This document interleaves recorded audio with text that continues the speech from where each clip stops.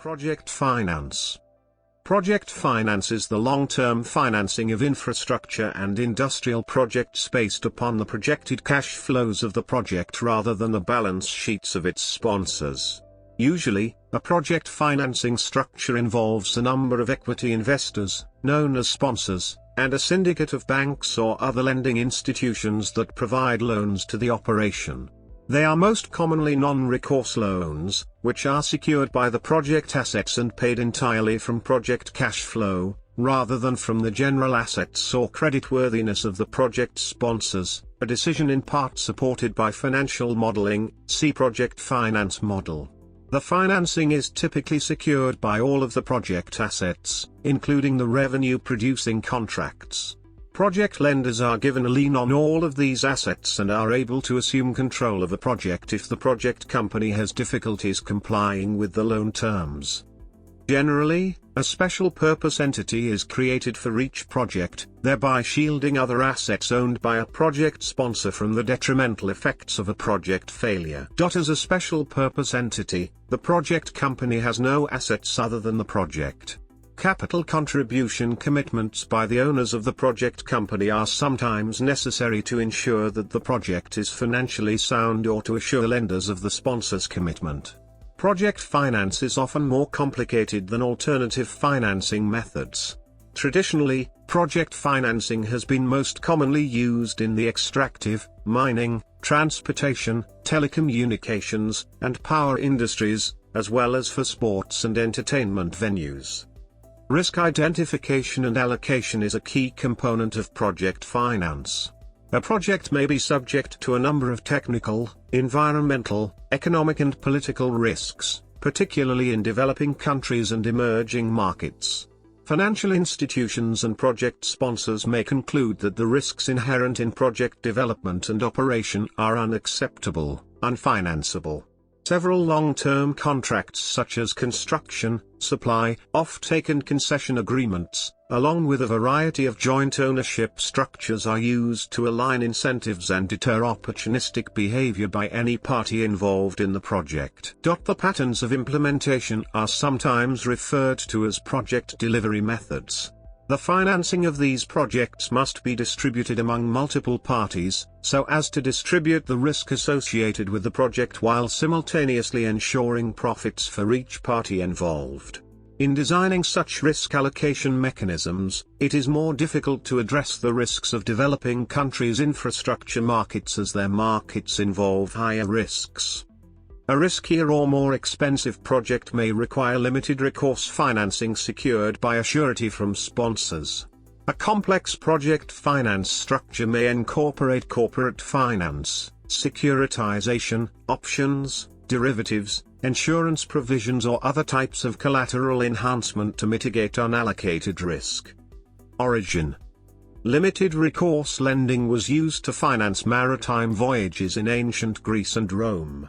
Its use in infrastructure projects dates to the development of the Panama Canal, and was widespread in the U.S. oil and gas industry during the early 20th century.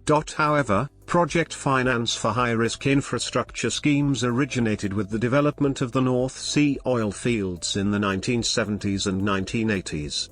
Such projects were previously accomplished through utility or government bond issuances, or other traditional corporate finance structures.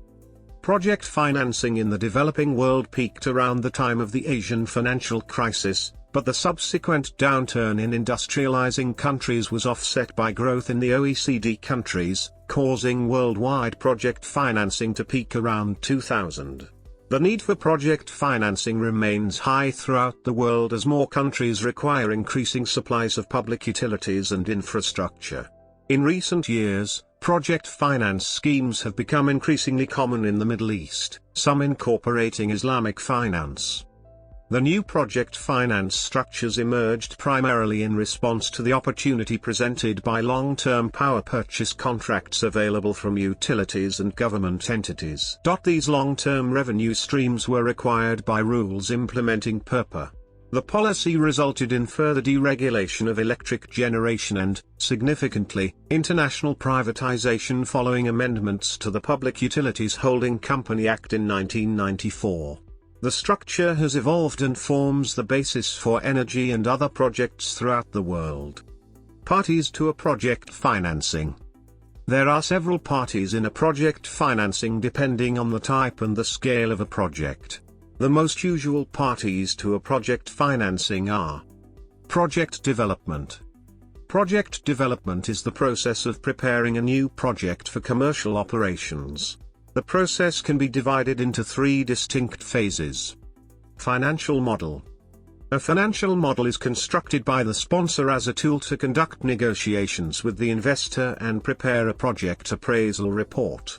It is usually a spreadsheet designed to process a comprehensive list of input assumptions, and to provide outputs that reflect the anticipated real-life interaction between data and calculated values for a particular project. Properly designed, the financial model is capable of sensitivity analysis, i.e. calculating new outputs based on a range of data variations.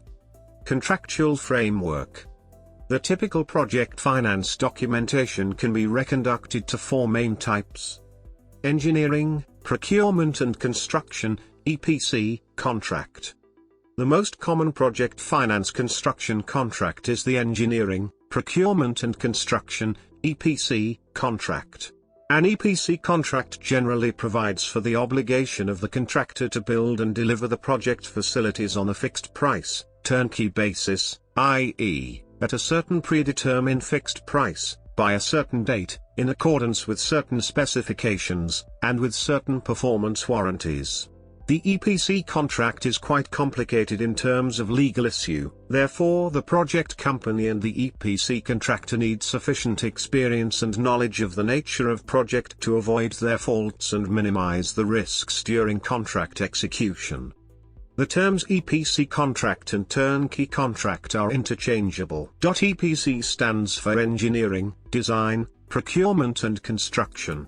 Turnkey is based on the idea that when the owner takes responsibility for the facility, all it will need to do is turn the key and the facility will function as intended.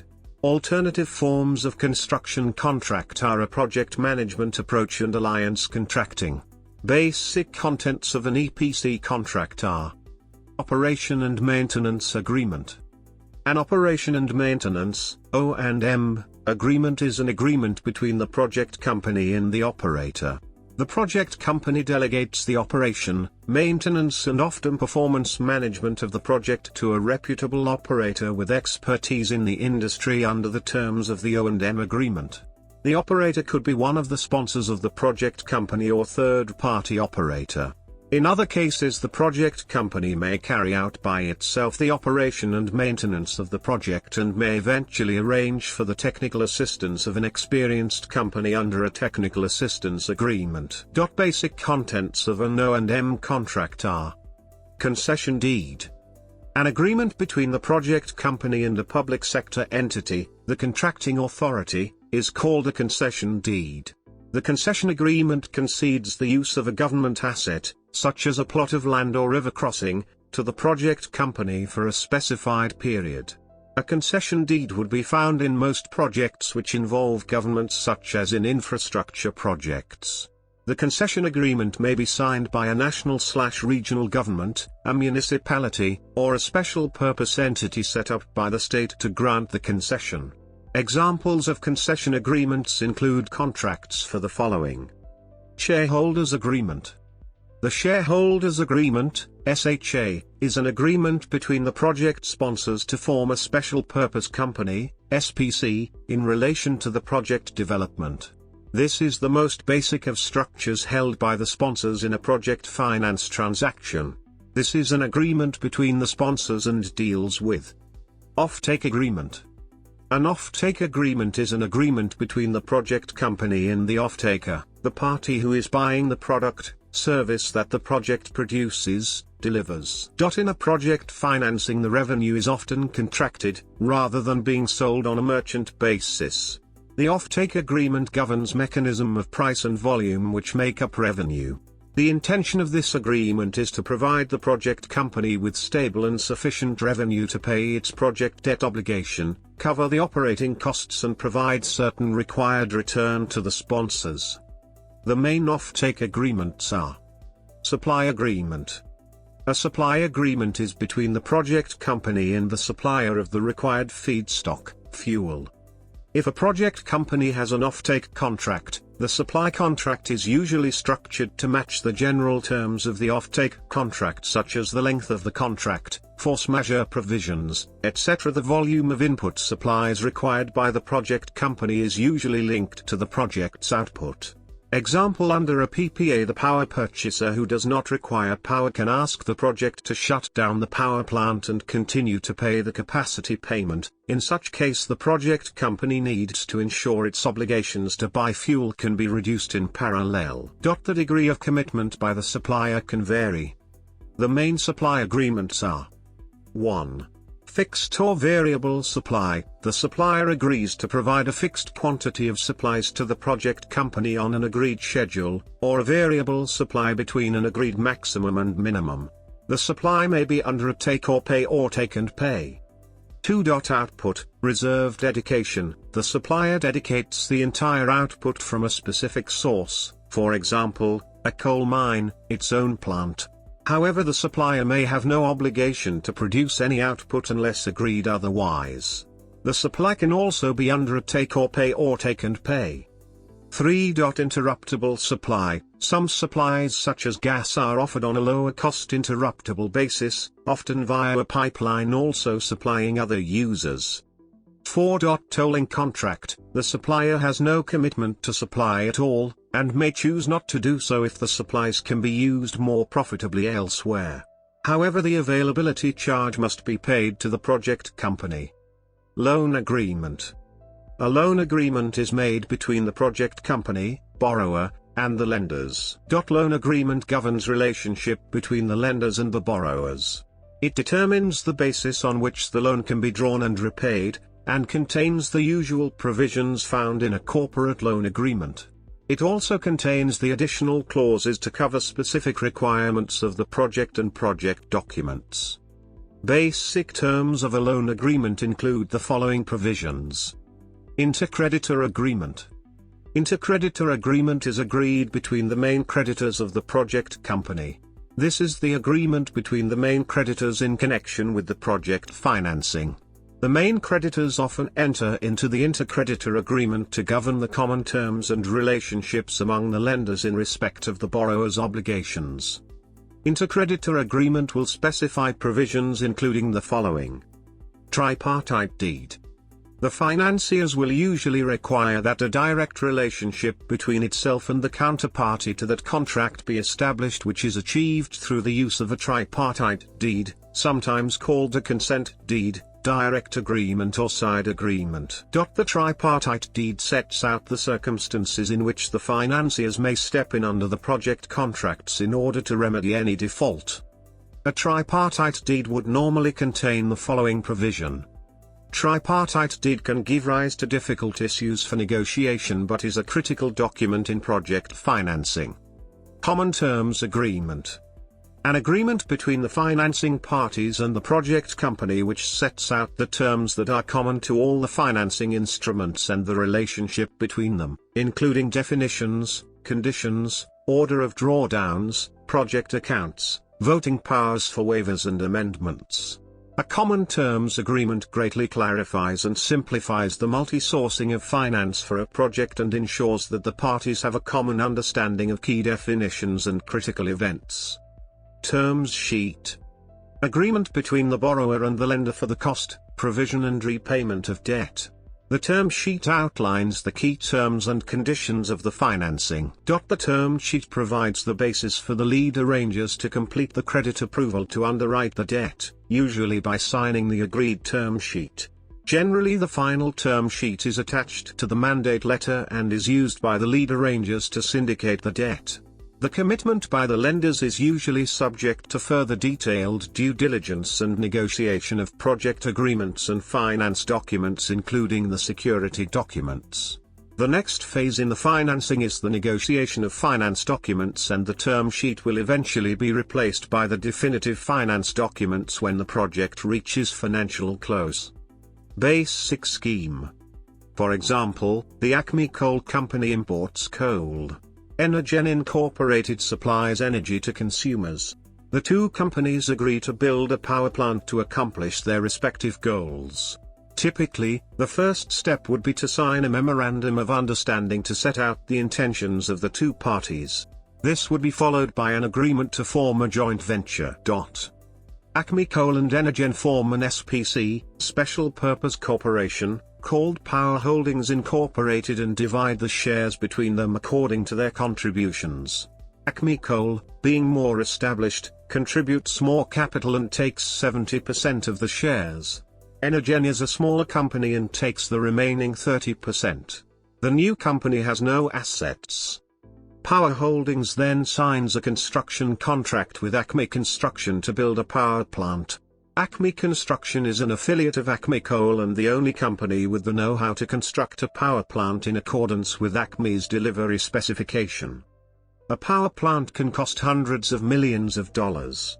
To pay Acme Construction, Power Holdings receives financing from a development bank and a commercial bank. These banks provide a guarantee to Acme Construction's financier that the company can pay for the completion of construction. Payment for construction is generally paid as such: 10% upfront, 10% midway through construction, 10% shortly before completion, and 70% upon transfer of title to Power Holdings, which becomes the owner of the power plant.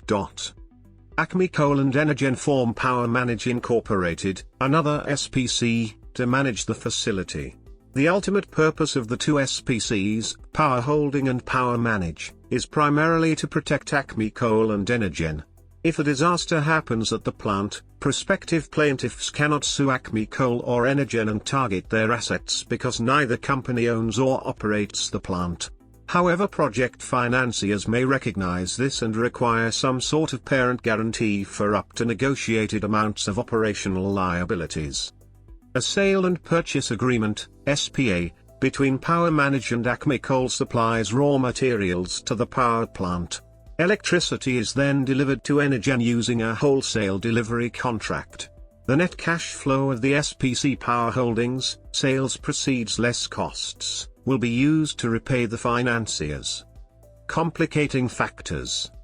The above is a simple explanation which does not cover the mining, shipping, and delivery contracts involved in importing the coal, which in itself could be more complex than the financing scheme, nor the contracts for delivering the power to consumers. In developing countries, it is not unusual for one or more government entities to be the primary consumers of the project, undertaking the last-mile distribution to the consuming population.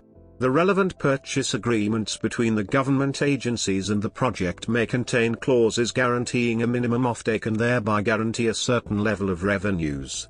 In other sectors including road transportation, the government may toll the roads and collect the revenues, while providing a guaranteed annual sum, along with clearly specified upside and downside conditions, to the project. This serves to minimize or eliminate the risks associated with traffic demand for the project investors and the lenders. Minority owners of a project may wish to use off-balance sheet financing, in which they disclose their participation in the project as an investment, and excludes the debt from financial statements by disclosing it as a footnote related to the investment. In the United States, this eligibility is determined by the Financial Accounting Standards Board. Many projects in developing countries must also be covered with war risk insurance, which covers acts of hostile attack, derelict mines and torpedoes, and civil unrest, which are not generally included in standard insurance policies. Today, some altered policies that include terrorism are called terrorism insurance or political risk insurance.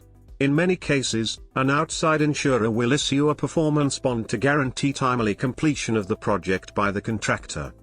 Publicly funded projects may also use additional financing methods such as tax increment financing or private finance initiative, PFI. Such projects are often governed by a capital improvement plan which adds certain auditing capabilities and restrictions to the process. Project financing in transitional and emerging market countries are particularly risky because of cross-border issues such as political, currency and legal system risks. Therefore, mostly requires active facilitation by the government.